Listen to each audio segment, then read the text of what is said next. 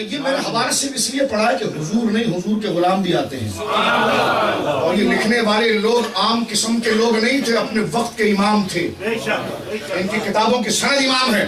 کمالات عزیزی کا حوالہ پڑھتا ہوں آپ کے سامنے، شاہ عبدالعزیز محدث دہلوی، یہی شاہ عبدالعزیز محدث دہلوی جو باتیں تم غوث اعظم کے لیے شرک کہہ رہے ہو، جو باتیں تم نے خواجہ صاحب کے لیے شرک کہی ہے، جن کی سند حدیث پہنچتی ہے، جن کو تم اپنے مدرسوں میں رحمت اللہ علیہ کہتے ہو، جن کے نام پر تم اکیڈمیاں بناتے ہو، کبھی ان کی کتابیں اٹھا کر پڑھو کہ ان کے عقیدے کیا تھے۔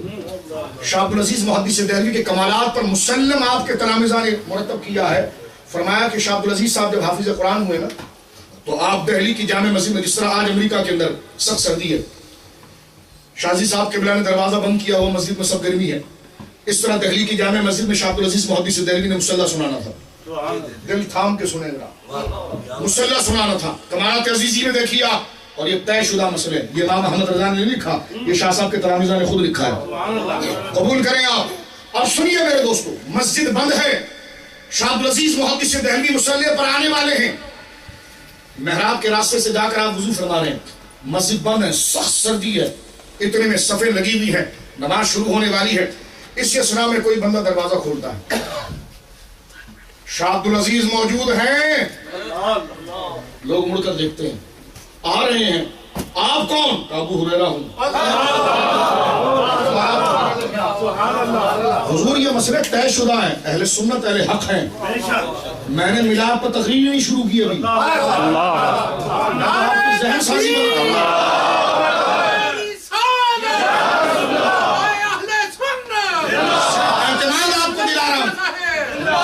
اعتماد دلا رہا ہوں کہ جن کے ساتھ آپ ہیں جڑے رہیے، یہی قادری، چشتی، نقشبندی، سہروردی آپ کو جنت میں لے جائیں گے، اس میں شک نہ کرنا۔ توجہ سنیے، یہ بات میں سریعت کر رہا ہوں آپ کے سامنے، دروازہ کھلا، سردی کی راتیں، یہ آج امریکہ میں لکھی ہوئی کتابیں نہیں ہیں، یہ صدیوں پرانی لکھی ہوئی کتابیں ہیں، بعد میں اس ریفرنس پہ امداد المشتاق میں تھانوی صاحب نے خود نقل کی ہیں، یہ ایسی کتابیں نہیں ہیں، یہ ایک ماخذ اصلی ہے۔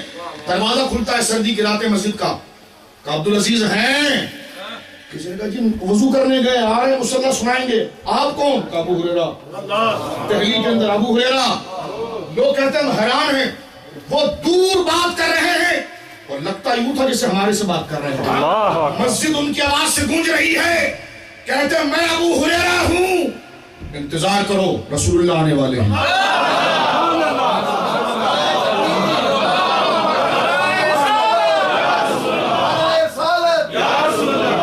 میرے دوستو، یہ میں نے حوالہ آپ کے سامنے پڑھا، اب پیچھے چلتے چلے جائیں، میں نے شاہ عبدالعزیز صاحب کو کوٹ کیا تھا، ٹھیک ہے، اور اس حوالے پر میں نے کوٹ کیا تھا کہ امام جلال سیوطی نے 75 دفعہ حضور کو دیکھا، اب اس کو طے کرتے ہیں، بھولے نہیں ہیں ہم، آگے جا کر اس کو طے کرتے ہیں۔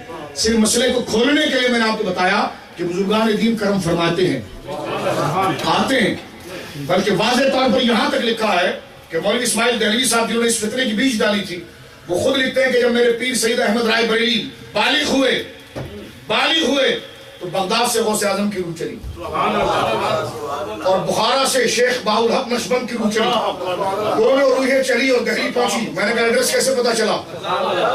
ایڈریس کیسے پتا چلا؟ کہ دونوں روحیں پہنچی، اور میرے پیر جب بالغ ہو چکے ہیں، ابھی یعنی عمر میں بلاغت پر پہنچے ہیں، غوث اعظم کی روح کہنے لگی کہ میں انہیں سلسلہ قادریہ میں کمال پر پہنچاؤں گی۔ بہاءالحق نقشبند علیہ رحمہ کی روح کہنے لگی میں سلسلہ نقشبندیہ میں ان کو کمال پر پہنچاؤں گی۔ دونوں روحوں میں اختلاف ہوا، جس بندے نے امت کو بانٹا ہے وہ خود اپنے پیر کے لیے لکھتا ہے کہ پھر دونوں روحوں میں اتفاق ہوا کہ دونوں بیک وقت اس سید احمد رائے بریلی پر گویا کہ نفوذ کریں گے، تو کہتے ہیں سلسلہ قادریہ سے شیخ صاحب کی روح اور سلسلہ نقشبندیہ سے بخاری صاحب کی روح، بیک وقت دونوں روحوں نے سید احمد رائے بریلی کو سلسلہ نقشبندی اور قادری میں پورا کیا۔ میں نے کہا میں اس کا انکار نہیں کرتا، لیکن کہنا یہ چاہتا ہوں کہ پیر اگر تمہارا ہو، استاذ تمہارا ہو، تو غوث اعظم کی روح بھی آ جائے تو شرک نہیں۔ بعد وصال صدیوں کے بعد اگر وہ فیض دے دے تب بھی شرک نہیں۔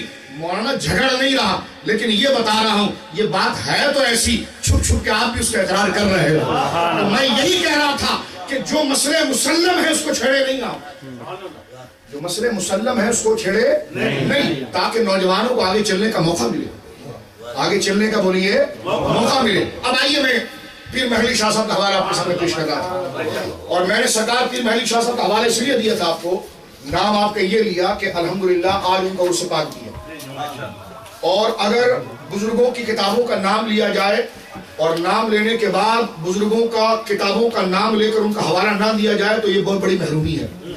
شاہ عبدالعزیز صاحب اپنی کتاب میں لکھتے ہیں، امام سیوطی کا رتبہ آپ نے سن لیا، ان کے شاگرد امام قسطلانی جنہوں نے بخاری کی شرح لکھی، ارشاد الساری شرح بخاری، بڑی مشہور کتاب ہے، اصل تو انہوں نے فتح الباری سے لیا ہے لیکن شاگرد امام سیوطی کے۔ اگر آپ فتح الباری اور ارشاد الساری سامنے رکھیں تو بس یوں کہ سمجھیں گے کہ ابن حجر تفسیر سے کلام کر رہے ہیں اور اس کا خلاصہ نقل کر رہے ہیں، لیکن علامہ قسطلانی جو ہے احمد بن محمد قسطلانی، یہ شاگرد کس کے؟ امام سیوطی کے۔ امام سیوطی نے، اس سے آپ کو ادب بتا رہا ہوں کہ ادب کتنا ملحوظ رہا ہے۔ امام سیوطی نے رسول اللہ کی زندگی پر ایک کتاب لکھی، خصائص الکبریٰ، میرے آقا کی زندگی پر کتاب لکھی خصائص الکبریٰ، یعنی حضور کی جو بڑی بڑی خاصیتیں ہیں نا وہ انہوں نے جمع کی اس پاکیزہ کتاب میں، اور اس کا اردو ترجمہ آ گیا، آپ اپنے گھروں میں رکھ کر اس کا مطالعہ کریں، انگریزی میں بھی اس کا ترجمہ آ گیا کہ اللہ نے میرے محبوب کو کیا شان عطا فرمائی ہے۔ امام سیوطی کو اس کتاب پر ولایت کبریٰ ملی ہے، اس کتاب پر، یہ جو خصائص کبریٰ انہوں نے لکھی نا، اس کے صدقے سرکار غوث اعظم کے دربار سے ان کے سر پر قطبیت کا تاج رکھا گیا۔ امام سیوطی کو جو ولایت ملی ہے اس کتاب کی وجہ سے، اتنی مقدس کتاب ہے۔ میں کتابوں کا تعارف کراؤں تو امام سیوطی رحمۃ اللہ علیہ کی کتاب خصائص الکبریٰ انہوں نے لکھی سرکار کی شان میں۔ ان کے شاگرد ہیں امام قسطلانی، انہوں نے حضور کی سیرت پر کتاب لکھی المواہب اللدنیہ، ٹھیک ہے، اور انہوں نے لکھی یہ کتاب اور سارا لیا اپنے استاذ کی کتاب سے، مواہب اللدنیہ نقل کرنے میں سارا لیا اپنے استاد خصائص الکبریٰ سے۔ امام سیوطی اپنے گھر میں بیٹھے ہوئے تھے، آپ دیکھیں ان کا سینہ حسد سے پاک ہے، بخل سے پاک ہے، یہ ڈر کر میں اور محبت میں پیر محلی شاہ صاحب کو میں نے نام لیا ہے۔ اب ذرا بنیاد سمجھیے اس کی آپ، امام سیوطی کو کسی نے کتاب لا کر دی کہ آپ کے شاگرد نے بڑی زوردار کتاب لکھی، ذرا پڑھیں اس کو آپ۔ امام سیوطی نے کھولی المواہب کو، کہا ارے یہ تو انداز بھی میرا، یہ تو دلائل بھی میرے، یہ تو ترتیب بھی میری ہے، صفحہ پلٹایا، میری کتاب کا کہیں نام ہی نہیں، میری کتاب کا کہیں نام ہی نہیں۔ امام سیوطی نام نہیں چاہتے تھے، وہ یہ چاہتے تھے کہ میری کتاب کا نام تو لکھ، تو پڑھنے والے جب میری کتاب کو دیکھے گا تو اس طرح تیرے لیے دعا کر رہا ہے تو میرے لیے بھی کرے گا۔ آپ نے بلایا امام احمد بن محمد قسطلانی کو اور مصر کے علماء کو بلایا، فرمایا میں اپنے شاگرد کو آپ کرتا ہوں اور اپنی شاگردی سے خارج کرتا ہوں۔ پوچھو کیا حضور آپ جیسا ولی کامل انتہائی شفیق اور نفیس آدمی یہ کام کر رہا ہے؟ فرمایا اس نے یہ کام کیا کہ سارا چرایا میری کتاب سے اور میرا نام نہیں لیا۔ تو امام قسطلانی کہنے کہ حضور میں اس کو دوبارہ چھپوا دوں گا اور اب آپ کا نام دوں گا۔ فرمایا نہیں، دفع ہو جائے یہاں سے۔ امام شاہ عبدالعزیز لکھتے ہیں بستان المحدثین میں کہ کئی دفعہ مصر کے بڑے بڑے علماء کو لے کر علامہ قسطلانی امام سیوطی کی بارگاہ میں گئے، لیکن امام سیوطی قبر میں تو چلے گئے لیکن معاف نہیں کیا، قبر میں چلے گئے لیکن معاف نہیں کیا۔ تو اس لیے میں نے پیر محلی شاہ صاحب کا نام لیا، اس لیے میں نے پیر محلی شاہ صاحب کا نام لیا۔ اب پیر محلی شاہ صاحب کیا فرماتے ہیں یہ سنیے جہاں سے میں نے گفتگو شروع کی تھی کہ ایسا جملہ لکھو کہ جس میں خدا ہونے کا شک پیدا نہ ہو، اور ایسا جملہ لکھو جس میں اپنے طرح ہونے کا شک پیدا نہ ہو۔ آپ لکھتے ہیں کہ جب حضور کے لیے بشر کا لفظ بولو گے تم تو سائر میں فوراً فضیلت کا لفظ بھی بولو گے۔ پوچھا گیا حضور اس کی دلیل کیا ہے؟ فرمایا اس کی دلیل یہ ہے کہ جب حضور کو کہا گیا کہ اشہد ان محمد عبدہ، کہ یہ محمد صلی اللہ علیہ وسلم جن کی میں گواہی دیتا ہوں یہ اللہ کے بندے ہیں، تو حضرت پیر محلی شاہ صاحب فرماتے فوراً دیکھ آگے کیا ہوتا ہے، ورسولہ، عبد اس لیے کہا گیا کہ نہ تو خدا نہ یہ خدا، تو بھی بندہ یہ بھی بندہ، اور رسول اس لیے کہا گیا کہ تیری طرح بندے نہیں، یہ آقا ہے، مولا ہے۔ فرمایا رسول کہہ کر فضیلت بتائی گئی اور عبد کہہ کر الوہیت کی نفی کی گئی، یہ تقاضا ہے حضور کی محبت کا۔ اور اس میں میرے دوستو ایک بات مزید آپ جو ہے وہ سماعت کریں، یہ تو دائرہ آ گیا حضور کی محبت کا، کیا آگے بولیے؟ دائرہ آ گیا کہ حضور کی ہم تعریف کریں گے تو نہ خدا کہیں گے نہ خدا کا بیٹا کہیں گے، ٹھیک ہے، اور نہ اپنے مثل بشر کہیں گے، ٹھیک ہے۔ اچھا دلائل جو قرآن کے اندر آئیں گے، اب یہ سب سے بڑا مسئلہ جھڑے گا، یہ بنتا ہے کہ دلائل جو آئیں گے قرآن کے اندر تو اس لفظ کا، اس قرآن کی آیت کا ایک ہی معنی کیا جائے گا، ایک ہی معنی کیا جائے گا یا اس کے کئی معنی کیے جائیں گے؟ ہم یہ کہتے ہیں، سنیے بھائی، اگر بات احکام کی ہوگی، شریعت کی ہوگی، توجہ سے سنیے گا، بہت بنیادی بات عرض کر رہا ہوں۔ قرآن کے مضمون 4 قسم پر ہیں، قرآن کی آیتیں جتنی ہیں 30 پاروں میں وہ 4 موضوع پر ہیں. عقیدہ بیان کرتی ہے، عبادات کو بیان کرتی ہے، اخلاق کو بیان کرتی ہے، اور فضائل کو بیان کرتی ہے. ٹھیک ہے. اب عقیدے کے اندر جو بات آئے گی وہ آیت محکم ہوگی، اس کا جو ایک معنی بن گیا اس معنی کو لیا جائے گا. شریعت میں جو معنی متعین ہو گیا شریعت کے اعتبار سے احکام کے حوالے سے اس کو لیا جائے گا. لیکن اگر بات فضیلت کی آئے گی تو اس میں اگر دلائل اور شوق کے ساتھ اس کے متعدد معنی کیے جائیں گے تو اس کے کرنے کی اجازت ہوگی. کیوں؟ کیونکہ حضور کو اللہ نے بہت بڑی فضیلت عطا فرمائی ہے. قرآن کی کوئی بھی آیت جو حضور کی فضیلت میں اتری ہے اس کو ہم وہاں تک لے جا کر اس کی تفسیر کر سکتے ہیں کہ جہاں تک خدا کہنا لازم نہ ہے. یہ میں اصول بتا رہا ہوں. حضور کی شان یہ کہتے ہیں آپ نے یہ کہاں سے ترجمہ کر دیا آپ کے گیسوؤں کی قسم. وہاں تو لیل کا لفظ موجود ہے، رات ہے اس کا معنی. والضحیٰ تم نے کہا جی چہرے کی قسم، یہ تم نے کہاں سے بیان کر دیا؟ یہ تم نے کہاں سے بیان کر دیا؟ اس سے مراد تو چاشت کا وقت تھا. ہم نے کہا سنیں ایک بات، جو بیان ہوا وہ خلاف بھی نہیں ہے، جو بیان ہوا وہ خلاف بھی نہیں. اس کی وجہ یہ ہے کہ فضیلت کسی قرآن کی آیت کی تشریح کے ہم وہاں تک لے کے جائیں گے جہاں تک خدا کہنا لازم نہ ہے. سبحان اللہ. یہ قاعدہ ہے. آپ اس چیز کو ایکسپٹ کریں گے تو آپ کا دل حضور کی محبت کے لیے بیدار ہوگا. ہم ان سے سوال کرتے ہیں، وہ کہنے کے بعد سمجھ میں نہیں آئی. نہیں، قرآن کا ایک ہی معنی ہوگا. میں نے کہا وہ ایک معنی عقیدے میں ہوگا، وہ ایک معنی. یہ بہت بنیادی قاعدہ عرض کر رہا ہوں، اس پر ہم آ جائیں فرقہ واریت ختم ہو جاتی ہے. ایک معنی قرآن کی ایک آیت کا ایک معنی یہ عقیدے میں ہوگا، یہ احکام میں ہوگا. فضیلت کے اندر جو دائرہ متعین ہے اس کے کئی معنی بڑا بڑا کر لے جائے جا سکتے ہیں. فضیلت میں بڑا بڑا کر لے جا سکتے ہیں. کہاں تک؟ جہاں تک اس کی گنجائش ہے. اگر حضور کے لیے ایک آیت پر دعا اتری ہے تو اس آیت کا ہر وہ معنوی ترجمہ کیا جا سکتا ہے جس سے صرف خدا نہ کہنے والی بات ثابت نہ ہو. مثال کے طور پر لوگ یہ کہتے ہیں نا آپ نے قرآن سے بلال نکال دیا، یہ نکال دیا. اس پر ایک بات میں آپ کے سامنے کر رہا تھا تو میں نے کہا کہ دیکھو یہ قاعدے سارے طے ہو چکے ہیں. کہا وہ کیسے؟ میں نے کہا سنو، حضرت عمر ایک دفعہ حضور کے پاس آئے. حضرت عمر ایک دفعہ حضور کے پاس آئے. یہ علامہ شہاب الدین خفاجی رحمۃ اللہ علیہ نسیم الریاض نے اس بات کو لکھا ہے. آئے اور کہنے لگے حضور میں نے ایک بڑی عجیب تعریف آپ کے قرآن میں دیکھی ہے. سرکار نے فرمایا کون سی تعریف دیکھی ہے؟ فرمایا وانت حل بہذا البلد. سبحان اللہ. اب اس کا جو بھی معنی علماء بیٹھے ہوئے ذرا پوچھ لیجیے. وانت حل بہذا البلد، اس کا معنی یہ بنتا ہے کہ آپ مکے میں رہتے ہیں. لا اقسم بہذا البلد، ہمیں مکہ شہر کی قسم. وانت حل بہذا البلد، آپ مکہ میں رہتے ہیں. آپ مکہ میں لا اقسم بہذا البلد، یہ قسم ہے. محبوب ہم قسم اٹھاتے ہیں مکہ کی، ہم قسم اٹھاتے ہیں لا اقسم بہذا البلد. اے محبوب ہم قسم اٹھاتے ہیں مکہ کی. کیوں؟ جواب قسم کیا ہے؟ کیوں قسم اٹھاتا ہے مولا؟ اللہ فرماتا ہے وانت حل بہذا البلد، اس لیے قسم اٹھاتے ہیں کہ تو یہاں رہتا ہے. معنی پورا ہو گیا. ٹھیک ہے، معنی پورا ہوا. لیکن حضرت عمر اس کا کیا معنی کرتے ہیں؟ سبحان اللہ. میں نے پہلے کہا تھا معنی کو فضیلت میں وہاں تک لے جائیں گے جہاں تک ایک سرحد ہو کہ خدا کہنا لازم ہے. اب یہ آیت سب پڑھتے تھے، سب صحابیوں نے پڑھی، لیکن حضرت عمر کے عشق میں اس کا ایک ترجمہ کیا. گئے حضور کے پاس آیت کو لے کر، کہنے کہ حضور میں نے ایک بڑی عجیب فضیلت آپ کی دیکھی. سرکار نے فرمایا کیا دیکھی؟ کون سی آیت میں دیکھی؟ فرمایا وانت حل بہذا البلد. سرکار نے مسکرایا، فرمایا اس سے کیا سمجھا تھی؟ اس کا تو معنی یہی بنتا تھا کہ آپ اس مکے کی گلیوں میں چلتے ہیں، آپ یہاں رہتے ہیں، بس یہ ترجمہ اس کا. لیکن حضرت عمر کہتے ہیں میرا عشق ایک ترجمہ کرتا ہے یا رسول اللہ اس کا. فرمایا کیا ترجمہ کرتا ہے؟ فرمایا کہ قد بلغ من فضیلتک عند اللہ تعالی. قد بلغ فضیلتک عند اللہ تعالی. حضور میں نے دیکھا کہ یہ آیت آپ کی فضیلت کو ایسے بیان کرتی ہے کہ اللہ رب العالمین جس نے آسمان کو پیدا کیا، جس نے زمین کو پیدا کیا، جس نے سمندر کو پیدا کیا، جو رب العالمین ہے، ساری عزتیں اس کے ہی شاہ ہیں.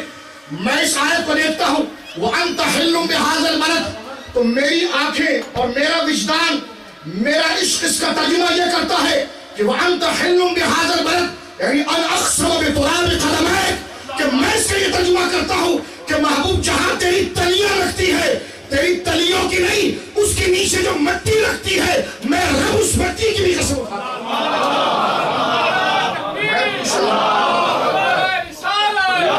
میں پوچھتا ہوں جو یہ کہتے ہیں عشق اور محبت ساری بیکار چیز ہے، تعظیم کے کلمات بیکار چیز ہے، میں نے کہا حضرت عمر کو یہ ترجمہ کس نے سکھا دیا؟ سبحان اللہ۔ اللہ رب العالمین جو رب العالمین ہے، جو عرش و فرش کا مالک ہے، جو ہمارا خالق و مالک ہے، کہتے ہیں ان اقسم بالتراب، اللہ قسم اٹھاتا۔ حالانکہ وانت حل کا معنی یہ کہ آپ مدینے میں مکے میں چلتے ہیں، آپ مکے میں چلتے ہیں، ایک معنی یہ ہے کہ ہم نے مکہ کی قسم اٹھائی۔ آپ میری بات سمجھنے کی کوشش کر رہے ہیں؟ میں مزاج بتا رہا ہوں کہ عشق میں ترجمے کیسے ہوتے ہیں۔ ترجمہ صرف گرامر سے نہیں ہوتا، عشق سے بھی ہوتا ہے۔ نہیں سمجھا؟ عشق جب دل میں لگتا ہے نا تو ترجمہ چینج ہو جاتا ہے، ترجمہ چینج ہو جاتا ہے۔ وہ عشق کی حد میں نے بتا دی ہے، اس ایک حد کے اندر ترجمہ ہوتا ہے۔ کل میں نے حدیث پڑھی ہے، طبرانی میں موجود ہے، اسرا بن شریک حضور کے صحابی ہیں، اسرا بن شریک غسل کی حاجت ہو گئی، جنابت میں آ گئے۔ ان کا کام تھا کہ اونٹنی کے اوپر حضور کے لیے کرسی باندھنا، قجاوہ باندھنا۔ کیا کرنا؟ قجاوہ باندھنا، کرسی باندھنا۔ رات کے وقت انہیں غسل کی حاجت ہو گئی، سردی کی راتیں تھی، گرم پانی کہیں نہیں ملا۔ دوسرے دوست سے کہا کہ یار میں لیٹ نہ ہو جاؤں، سرکار اپنے ٹائم سے نکلیں گے تو تو قجاوہ تو کس دینا، آج کرسی تو لگا دینا، آج کرسی تو لگا دینا۔ کہتے ہیں کہ جب کرسی کسی گئی، حضور تشریف لائے اور سرکار جب اس پر بیٹھے تو بیٹھنے کے ساتھ حضور نے فرمایا یہ اسرا نے نہیں باندھا، یار اسرا نے نہیں باندھا۔ اسرا بن شریک کہتے ہیں کہ میں نے کہیں سے پانی کا انتظام کیا، میں نہایا اور پاکی سے اختیار کی اور میں دوڑا ہوا پہنچا، آدھے رستے میں حضور کو پا لیا۔ حضور نے پوچھا اسرا کیا ہوا؟ کہتے ہیں حضور رات کو مجھے جنابت لاحق ہو گئی تھی اور میں غسل کرنے چلا گیا۔ فرمایا وہ تو ٹھیک تھا، قجاوہ کیوں نہیں باندھا؟ فرمایا میری غیرت عشق اس کو گوارا نہیں کر رہی تھی کہ میں ناپاکی کی حالت میں ہوں آپ کی کرسی کو ہاتھ لگاؤں۔ میں پوچھتا ہوں صحابی نے یہ کس آیت کا ترجمہ کیا؟ ہمیں تانا دینے والوں ذرا بتاؤ، کوئی پوچھا اسرا بن شریک سے کس آیت سے ثابت کیا تو نہیں ہے؟ یہ مسئلہ تو نے کس آیت سے نکالا کہ جب جنابت ہوگی تو کرسی کو ہاتھ نہ لگانا؟ اسرا بن شریک یہی کہیں گے وَتُوَزِّرُوا وَتُوَقِّرُوا سے نکالا، وَأَنْتَ حِلٌّ بِهَذَا الْبَلَدِ سے نکالا، وَالضُّحَىٰ وَاللَّيْلِ إِذَا سَجَىٰ سے نکالا، لَا أُقْسِمُ بِهَذَا الْبَلَدِ وَأَنْتَ حِلٌّ بِهَذَا الْبَلَدِ سے نکالا، وَلَسَوْفَ يُؤْتِيكَ رَبُّكَ فَتَرْضَىٰ سے نکالا، إِنَّا أَعْطَيْنَاكَ الْكَوْثَرَ سے نکالا، لَعَمْرُكَ إِنَّهُمْ لَفِي سَكْرَتِهِمْ يَعْمَهُونَ سے نکالا، وَمَا أَرْسَلْنَاكَ إِلَّا رَحْمَةً لِّلْعَالَمِينَ سے نکالا، عَسَىٰ أَن يَبْعَثَكَ رَبُّكَ مَقَامًا مَحْمُودًا سے نکالا، فَإِنَّكَ بِأَعْيُنِنَا سے نکالا، الَّذِي يَرَاكَ حِينَ تَقُومُ وَتَقَلُّبَكَ فِي السَّاجِدِينَ اس سے نکالا، إِنَّ شَانِئَكَ هُوَ الْأَبْتَرُ اس سے نکالا، اور فرمایا تبت یدا ابی لہب وتب اس سے نکالا۔ جہاں جہاں حضور کی عظمتیں تھی وہ ترجمہ یہی ثابت کر رہی ہے۔